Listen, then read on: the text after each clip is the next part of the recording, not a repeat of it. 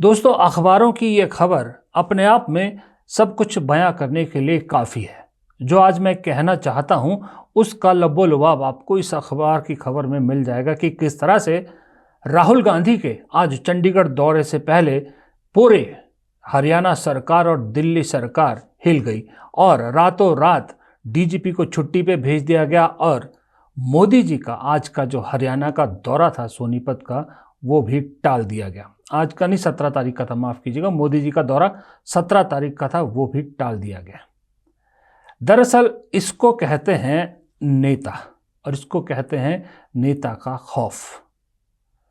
ये राहुल गांधी ने आज हरियाणा में उस दलित आईपीएस के घर का दौरा किया जिसने कुछ दिन पहले प्रताड़ित होने के कारण अपनी जान दे दी थी। एडीजीपी लेवल के एक आईपीएस ऑफिसर जब अपनी जान दे देता है क्योंकि वो दलित समुदाय से आता है और अपर कास्ट के ऑफिसर्स उन्हें तंग कर रहे थे, और आज 7 दिन हो गए उस ऑफिसर का शव अभी भी मॉर्चरी में पड़ा है। उसके परिवार की डिमांड पूरी नहीं हो रही। न डीजीपी को अरेस्ट किया जा रहा है, न जितने अपने डाइंग स्टेटमेंट जिसको आप कंसिडर कर सकते हैं जो एडीजीपी लास्ट में लिख के गए, छोड़ के गए हैं, किसी भी अफसर के खिलाफ कोई गिरफ्तारी नहीं हुई है। हाँ, एफआईआर जरूर दर्ज हुई है, डीजीपी को छुट्टी भेज दिया गया है, लेकिन वो सब के सब सिर्फ और सिर्फ लीपापोती के बराबर है। और सोचिए, वो भी तब जब उस आईपीएस ऑफिसर की पत्नी, आईपीएस वाई पूरन कुमार की पत्नी खुद एक सीनियर आईएएस है इसी हरियाणा सरकार में। उसके बावजूद ये सब हो रहा है, और कोई आम आदमी होता तो उसके साथ क्या होता। यही मामला और यही सब लड़ाई राहुल गांधी ने अब लगता है अपने हाथ में ले ली है। पहले राहुल गांधी जब विदेश दौरे पे थे तो राहुल गांधी के लगातार दूत इस परिवार से मिल रहे थे। आज राहुल गांधी खुद देश पहुंचते ही इस परिवार से मिलने पहुंचे और इस परिवार के साथ दुख साझा किया और इस परिवार से जाना कि उनकी क्या डिमांड है और क्यों और कैसे हुआ। उसके बाद जो राहुल गांधी ने कहा, कोई लाग लपेट उसमें नहीं दी, कोई राजनीतिक भाषा इस्तेमाल नहीं की, सीधा सपाट मैसेज दिया कि ये इस परिवार के साथ जो ज्यादती हो रही है उस ज्यादती को मोदी और सैनी दोनों सरकारों को तुरंत रोकना होगा और कार्रवाई तो करनी होगी। देखिए एक सेंसिटिविटी है। ये एक सर्विंग ऑफिसर है, तो ये एक सर्विंग ऑफिसर हैं। आप समझते हो, देश समझता है कि इन पे कैसे प्रेशर्स आ सकते हैं। कार्रवाई होनी चाहिए और इमीडिएटली इन अफसरों पर एक्शन होना चाहिए। एक्शन होना चाहिए। आप अरेस्ट कीजिए, आप अरेस्ट कीजिए। फॉल्सली ये केस लगाया गया है, आप अरेस्ट कीजिए, एक्शन शुरू कीजिए। Thank you. नहीं, देखिए परिवार सिंपल मैसेज दे रहा है और बिल्कुल सही है। वो कह रहे हैं हमें रिस्पेक्ट चाहिए। आपने हमारे पति को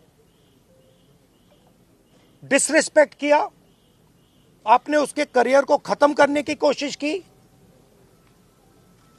उन्होंने आत्महत्या की।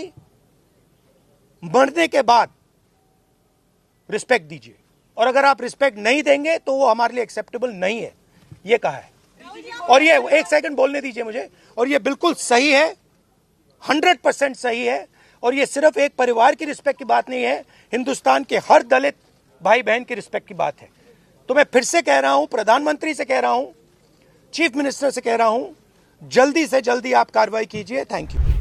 अच्छा, मजे की बात है कि राहुल गांधी के डर से, राहुल गांधी के इस दौरे के डर से न सिर्फ डीजीपी को छुट्टी पे भेजा, न सिर्फ 17 तारीख का अपना दौरा किया मोदी जी ने, उनके तुरंत बाद, राहुल गांधी के तुरंत जाने के बाद मोदी जी ने अपने दूत भेजने शुरू कर दिए और चिराग पासवान बाकायदा बिहार का चुनाव छोड़कर इस परिवार से मिलने पहुंचे और मिलने के बाद कहा कि परिवार को संदेश दिया है कि हमारी केंद्र सरकार का मैं संदेशवाहक बन के आया था कि इनकी सभी बातों को जो है वो डिमांड है उन पर विचार किया जाएगा, उन पर कार्रवाई होगी।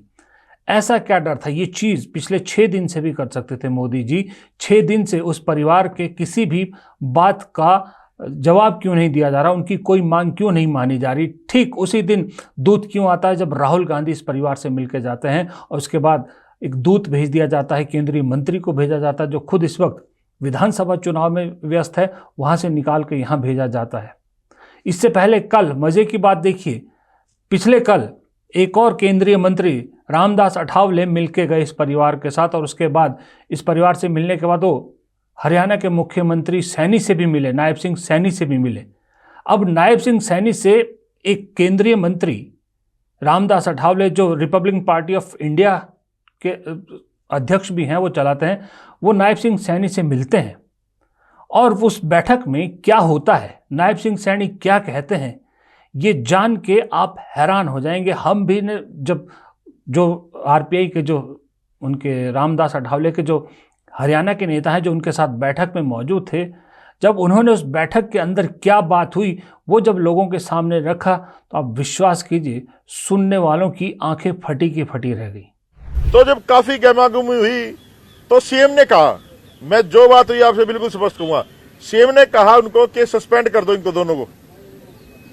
आप ध्यान से सुनना भाई साहब, सीएम ने कहा कि इनको सस्पेंड कर दो, चीफ सेक्रेटरी को कहा। खुल्लर तुरंत खड़ा हुआ, कह रहा जी ऐसे नहीं कर सकते।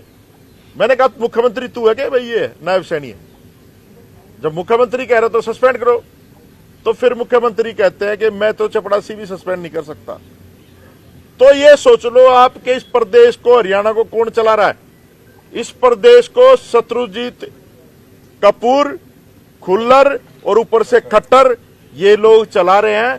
इसमें जो है ना सीएम, तो मुझे नहीं लगता उसकी कोई सुनता है, रबड़ की मोहर है।